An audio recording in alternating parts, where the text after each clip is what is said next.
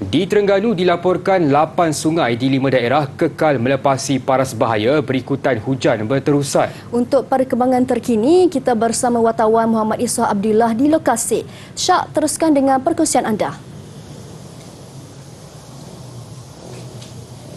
Terima kasih Sri Pentas. Saya kini berada di Balai Bomba dan Penyelamat Kuala Berang Hulu Terengganu, dan sebelum saya berkongsi kepada anda perkembangan terkini situasi banjir di Terengganu dan khususnya di Hulu Terengganu ini, suka untuk saya berkongsi kepada semua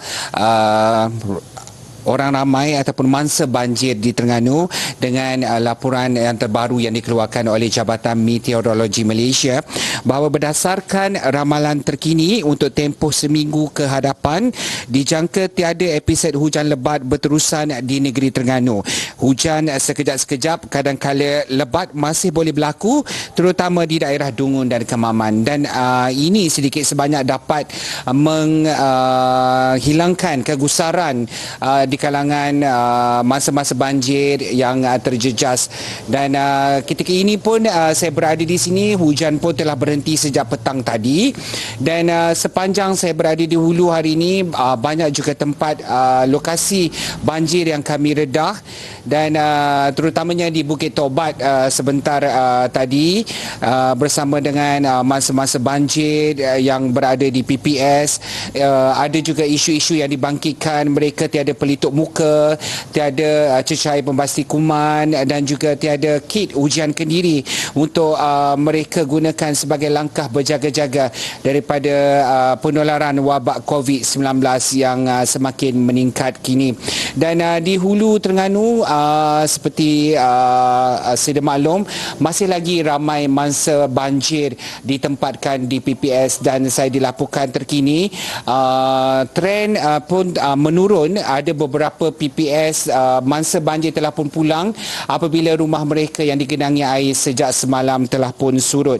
Dan untuk bercakap mengenai terkini perkembangan banjir di Terengganu ini, apakah misi seterusnya untuk membantu masa banjir di Hulu Terengganu khususnya, saya bersama Tuan Hanafi Muhammad, Ketua Balai Bomba dan Penyelamat Balai Penyelamat Kuala Berang Hulu Terengganu. Terima kasih Tuan kerana bersiaran bersama dengan Buletin TV9.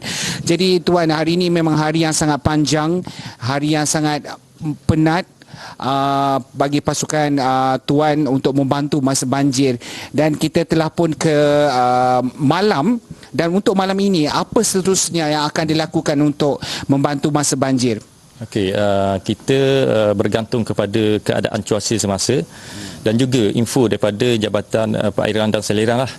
Walau bagaimanapun, kita tetap melakukan rondaan di kawasan-kawasan yang berisiko tinggi, terutama sekali di Hulu Berang dan Hulu Telemong.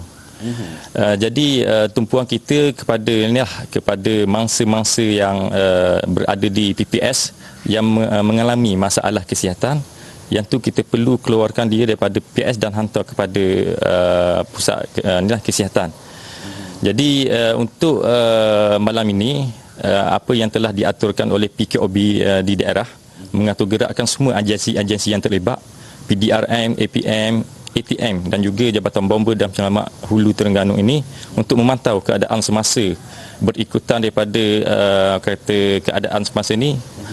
Air masih lagi bertahanlah, dan kemungkinan pada malam ini air daripada hulu akan turun ke kawasan-kawasan yang rendah, terusnya menyebabkan mungkin berlaku pemindahan mangsa lah.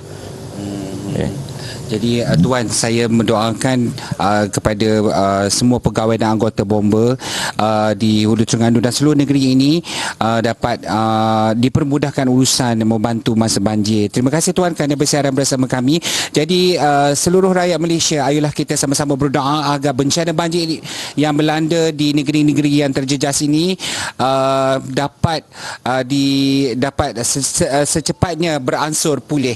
Saya rasa itu saja yang dapat saya kongsikan. Kita kembali semula bersama rakan tugas di Sri Pentas.